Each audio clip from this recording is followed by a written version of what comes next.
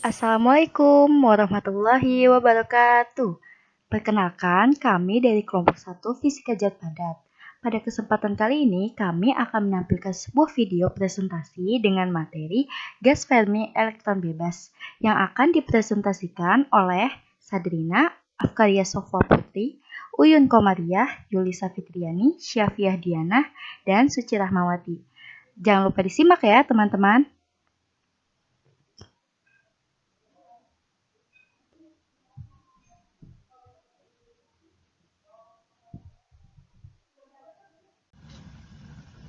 Tingkat energi dalam satu dimensi.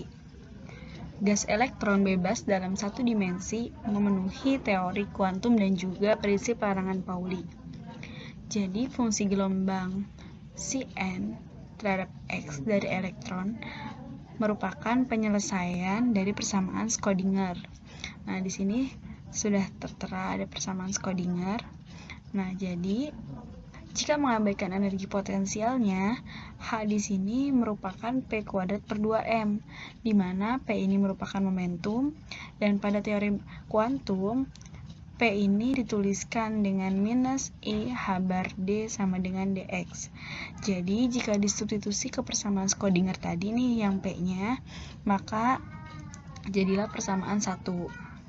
Nah, di mana energi ini yang dilambangkan dengan Cn merupakan energi dari elektron pada orbit ke n. Jadi, di sini menggunakan istilah orbital untuk menunjukkan solusi atau penyelesaian dari persamaan gelombang untuk sistem yang hanya menggunakan satu elektron. Nah, kemudian di sebelahnya ada gambar yang merupakan itu tiga tingkat energi pertama dan fungsi gelombang dari elektron bebas, di mana yang bermassa m dan juga panjangnya yaitu sepanjang garis L. Tingkat energi ini ditandai berdasarkan bilangan kuantum n. Energi pada tingkat bilangan kuantum n adalah sama dengan h bar kuadrat per 2m dikali n per 2l kuadrat.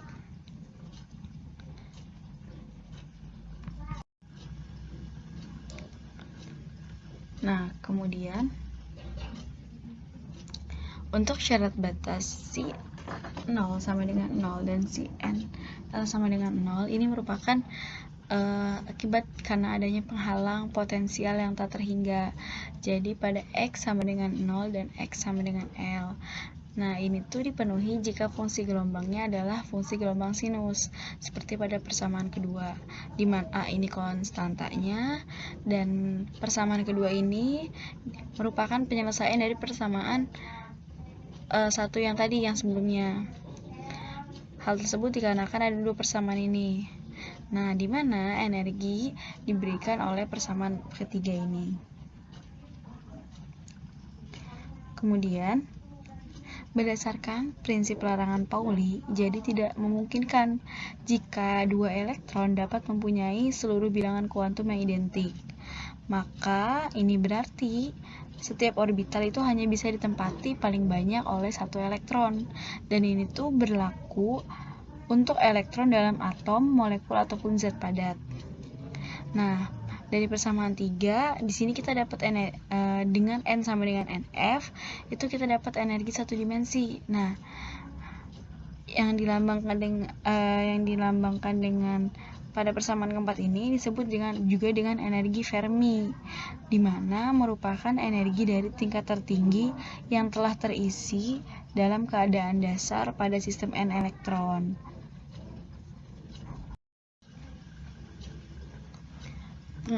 Selanjutnya pengaruh temperatur pada distribusi Fermi-Dirac. Jadi keadaan dasar adalah keadaan sistem elektron N pada nol absolut. Nah, apa sih yang terjadi ketika suhunya itu meningkat? Nah, ini solusinya ada pada fungsi distribusi Fermi-Dirac. Jadi distribusi Fermi-Dirac memberikan probabilitas suatu orbit dengan energi Si akan ditempati oleh suatu gas elektron ideal pada kesetimbangan termal. Nah, fungsi distribusi Fermi-Dirac ini dinyatakan pada persamaan 5. Nah, di mana besaran mu ini merupakan suatu fungsi terhadap temperatur. Jadi pada nol absolut, mu-nya sama dengan nilai energinya itu sendiri. Karena pada limit T menuju 0, fungsinya ini berubah secara tidak kontinu dari nilai 1 ke 0. Nah, pada semua temperatur, fungsi sama dengan setengah ketika energinya sama dengan mu, di mana penyebut pada persamaan 5 akan bernilai sama dengan 2.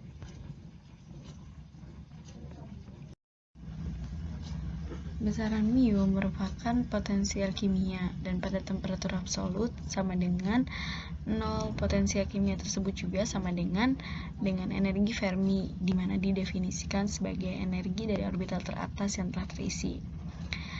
Nah, jadi di sini tuh ada yang disebutnya sebagai batas distribusi Boltzmann atau Maxwell, di mana Fe kongruen dengan eksponensial dari mu dikurang si per K0T. Nah, kemudian di sampingnya di sini adalah distribusi fungsi Fermi-Dirac.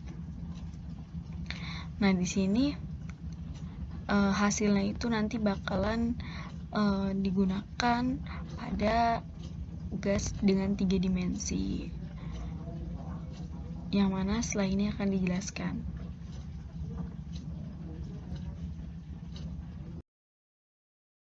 Dalam 3 dimensi, yaitu energi Fermi untuk 3 dimensi. Nah, lista pertama, energi Fermi 3 dimensi, kita bisa melihat suatu persamaan Schrödinger untuk partikel bebas V, energi potensial sama dengan 0. Di mana ketika elektron diletakkan dalam suatu bentuk 3 dimensi seperti kubus, di mana kita tahu panjang sisinya adalah A atau L, sebesar L, maka fungsi gelombang yang ada adalah gelombang berdiri yang mirip sama dengan fungsi gelombang elektron dalam sebuah sumber potensial satu dimensi, yang dimana kedalamannya tak hingga. Nah, kedalaman tak hingga ini ada di persamaan di bawahnya. Oke, dimana kalian bisa melihat ada Nx, Ny, dan Nz adalah bilangan bulat positif. Dimana biasanya kita menggunakan juga untuk fungsi gelombang periodik, yang dimana kita ada di slide selanjutnya. Nah, slide selanjutnya ini kita biasanya gunakan untuk fungsi gelombang periodik, yang dimana fungsi gelombang yang memenuhi persamaan Schrödinger dan yang periodik adalah berbentuk gelombang yang berjalan seperti di bawahnya ini. Nah, teman-teman perhatiin tuh, ada K.R, di mana perkalian vektor yang menghasilkan skalar atau dot product. Nah, nilai komponen K pada persamaan ini, yang IK K.R ini adalah sebagai berikut. Nah, teman-teman bisa lihat nih, di mana si Kn, Ky, dan Kz ini, di mana N kan tadi dikatakan bahwa bilangan bulat positif. Nah, komponen-komponen dari K tersebut merupakan bilangan kuantum dari partikel yang lagi kita bicara ini. Nah, kita juga bisa gunain bilangan kuantum ini untuk menandai partikel yang ada di dalam elektron. Dimana dalam hal ini elektron adalah bilangan kuantum magnetik yang berkaitan dengan spin elektron itu sendiri.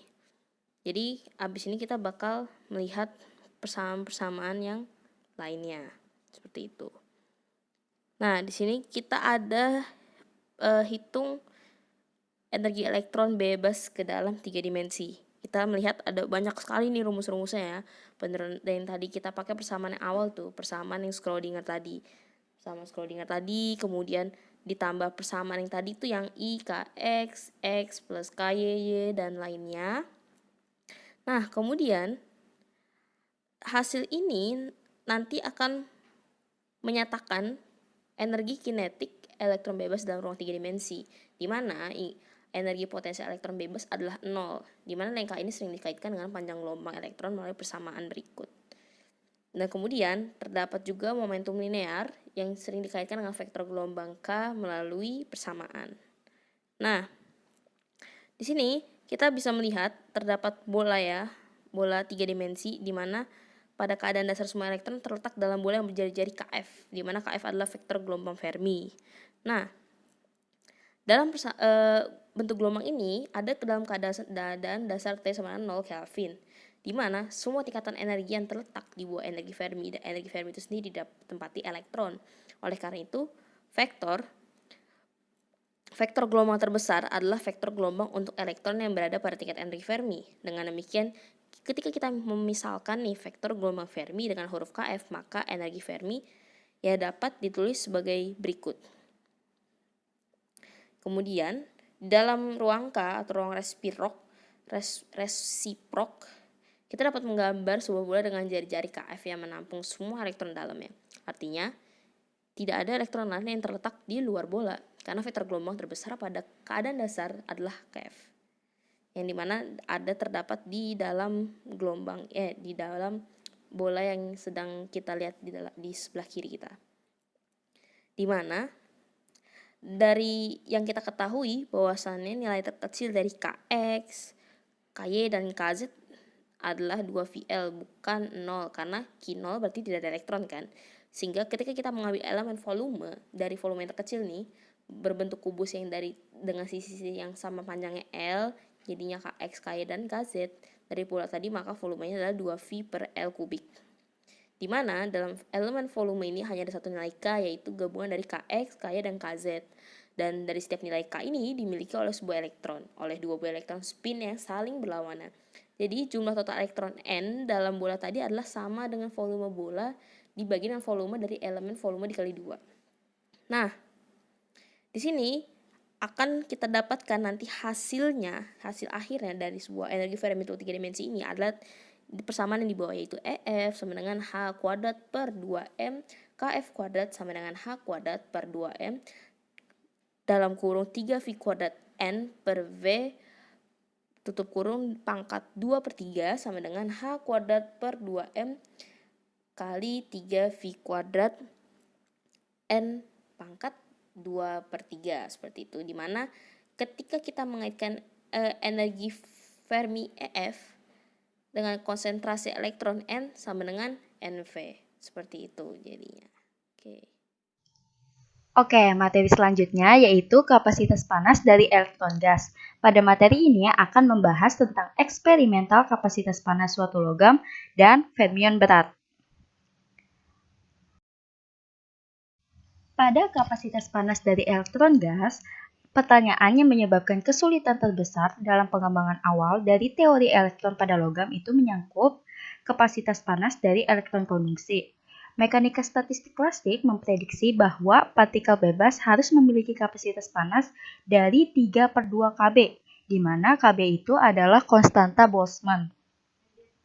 Jika N atau masing-masing memberikan satu elektron valensi ke gas elektron dan elektron bebas bergerak, maka kontribusi elektron untuk kapasitas panas harus menjadi 3/2 NKB, seperti untuk atom gas monoatomik. Nah, tapi ketika diamati, elektron itu akan berkontribusi pada suhu kamar. Biasanya nilainya itu kurang dari 0,01 dari nilai yang awal. Perbedaan ini membuat para ahli bingung. Misalkan, si Lorentz mengatakan bahwa bagaimana elektron dapat berpartisipasi dalam proses konduksi listrik seolah-olah elektron itu bergerak, sementara tidak berkontribusi terhadap kapasitas panas. Lalu pertanyaan itu dijawab hanya pada penemuan prinsip eksklusi Pauli dan fungsi distribusi Fermi. Nah, kalau Fermi menemukan hasil yang benar dan ia menulis satu pernyataan bahwa panas spesifik itu hilang di nol mutlak dan pada suhu rendah dan sebanding dengan suhu mutlak. Next. Nah, jika N adalah jumlah total elektron, hanya sebagian kecil dari urutan T per Tf, yaitu temperatur untuk suhu ruang per Tf atau temperatur Fermi bisa panas pada suhu T. Hal ini disebabkan hanya karena ketidaktepatan dalam energi rata-rata dari urutan KBT pada bagian atas distribusi energi. Nah, untuk total energi kinetik thermal elektronik U adalah seperti persamaan nomor 22. Kemudian kapasitas panas elektron tersebut akan diberikan persamaan yaitu C elektronik sama dengan dou per dou T yang nilainya sebanding dengan NKB dalam kurung T per Tf.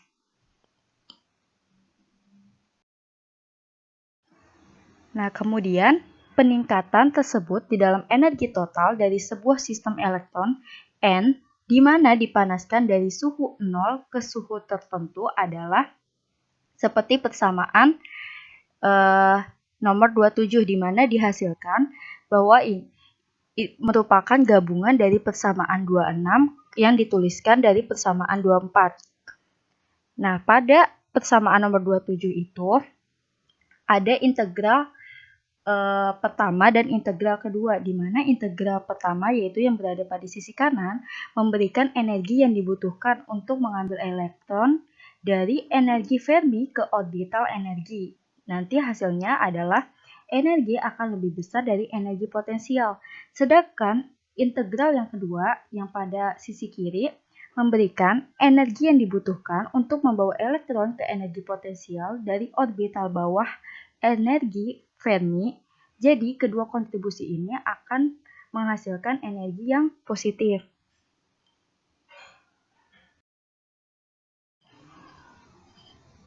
Nah, selanjutnya itu ketergantungan dari potensial kimia mu di dalam fungsi distribusi gas Fermi dan mengganti mu oleh elemen Fermi konstan dengan tau yang ekuivalen dengan KBT. Dari ini persamaannya, kemudian hasil integralnya menjadi persamaan 33.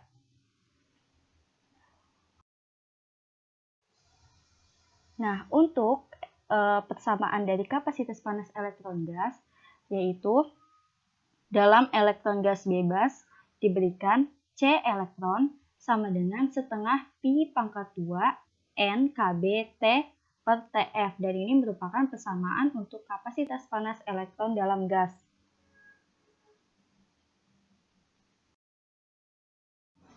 Next-nya yaitu eksperimental kapasitas panas suatu logam.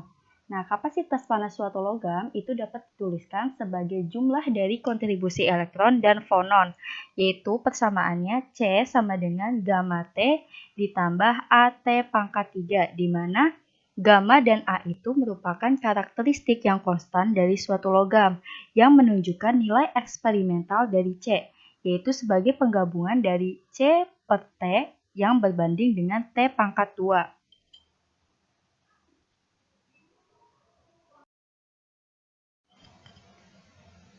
Nah, observasi koefisien nilai gamma sebagai besaran yang diharapkan. Nah, tapi seringkali kita tidak sepakat dalam menetapkan nilai dari massa elektron bebas dari logam. Nah, untuk itu ada persamaan MTH per M sama dengan gamma observasi per gamma bebas. Bentuk ini muncul secara alami karena elemen Fermi ini akan berbanding terbalik dengan massa dari elektron.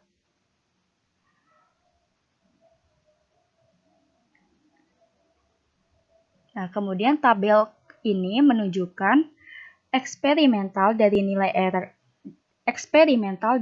elektron bebas dari kapasitas panas elektronik gamma konstanta logam. Nah, jadi ada dua efek pemisahan yang melibatkan nilai perbandingan yang ada di tabel. Yang pertama itu jadi melibatkan interaksi elektron konduksi dengan fonon. Yang kedua, melibatkan interaksi elektron konduksi dengan diri mereka sendiri.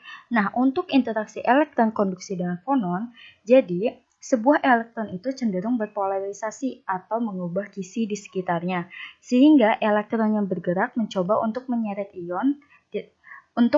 ion terdekat bersamanya. Dengan demikian, itu akan meningkatkan massa efektif elektron. Untuk yang kedua, interaksi elektron konduksi dengan diri mereka sendiri. Jadi, sebuah elektron itu bergerak menyebabkan reaksi inersia dalam gas elektron di sekitarnya, sehingga hal ini akan meningkatkan massa efektif dari elektron. Nah, selanjutnya fermion berat. Nah, beberapa senyawa logam yang memiliki nilai-nilai yang sangat besar dan konstanta kapasitas panas elektron gamma. Nilainya itu bisa 2 atau 3 kali lipat lebih tinggi dari biasanya. Contoh-contoh senyawa fermion berat itu seperti pada contoh berikut ini.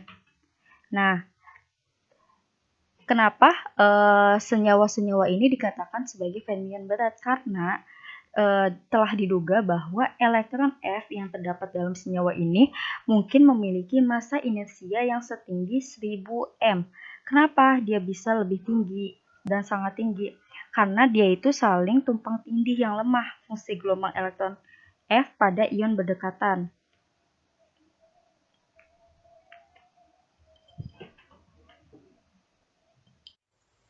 Saya akan menjelaskan mengenai konduktivitas listrik dan hukum Ohm. Momentum dari elektron bebas itu berkaitan dengan vektor gelombang, di mana besarnya momentum itu sama dengan H kali K. M kali V itu persamaan dari momentum ya. Dalam medan listrik E dan medan magnet B, gaya F pada sebuah elektron dari muatan min E adalah seperti persamaan yang ada pada slide, di mana B itu adalah besarnya medan magnet, V itu kecepatan, E itu besarnya medan listrik, E itu muatan, sehingga hukum kedua Newton tentang gerak itu menjadi persamaan pada nomor 39. Seperti yang telah kita ketahui bahwa hukum kedua Newton itu adalah F sama dengan M kali A. Nah, di sini F sama dengan M dikali turunan dari kecepatan, sama aja ya.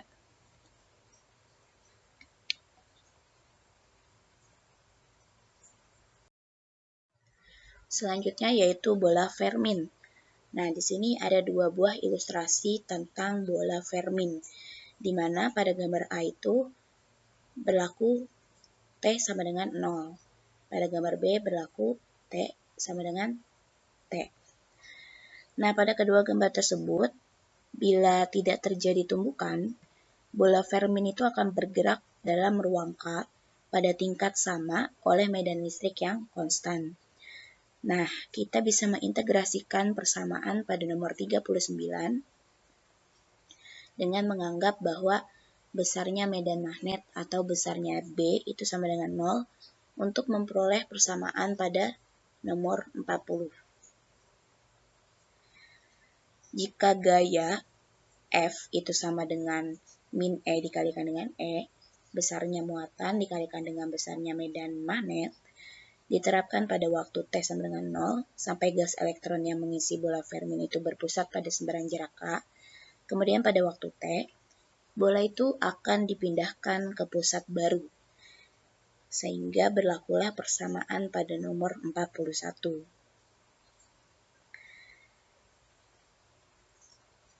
Jika kita lihat lagi, bola Fermi itu dipindahkan secara keseluruhan karena setiap elektron digantikan oleh nilai HK yang sama. Di mana tadi di awal sudah dijelaskan bahwa HK itu sama dengan M kali V atau momentum.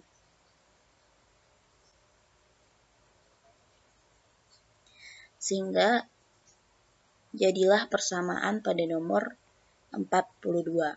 Karena tumbukan elektron dengan impurities, ketidaksempurnaan Kisi, dan fonon, ruang jarak dapat dipertahankan dalam keadaan yang stabil dalam medan listrik.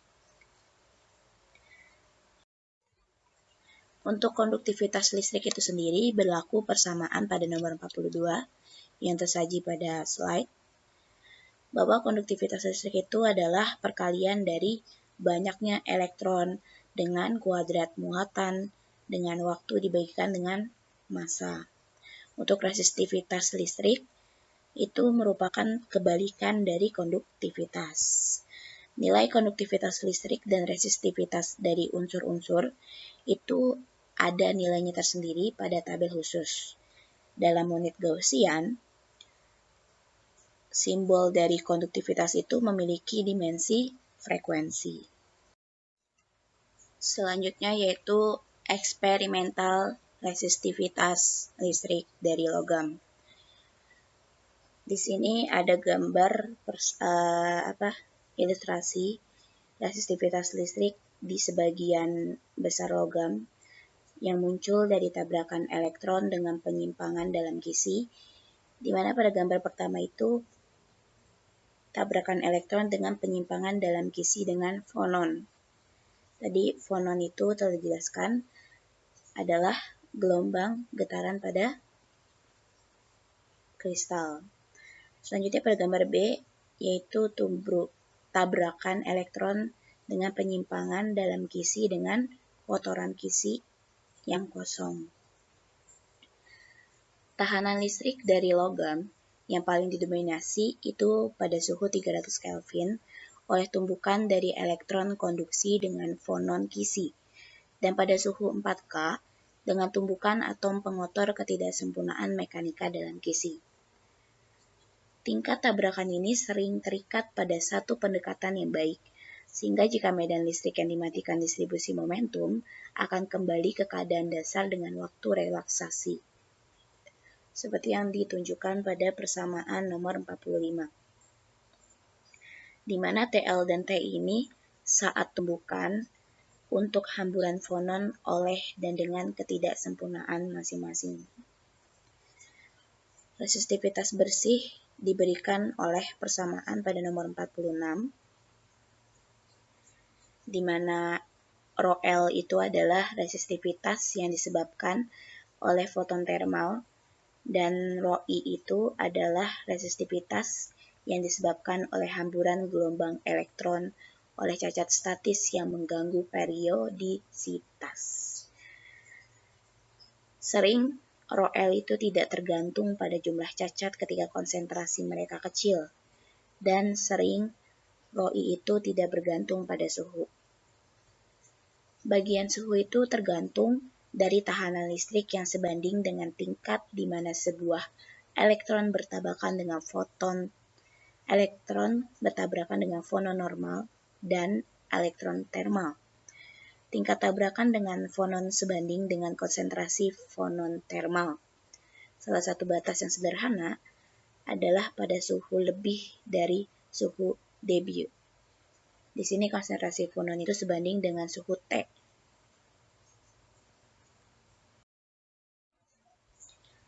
Kemudian selanjutnya adalah hamburan Umklapp.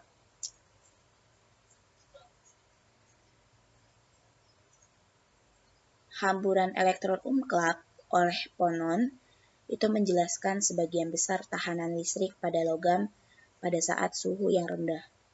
Proses merupakan hamburan elektron fonon di mana timbal balik kisi vektor G ini terlibat. Bisa kita lihat G di sini digambar.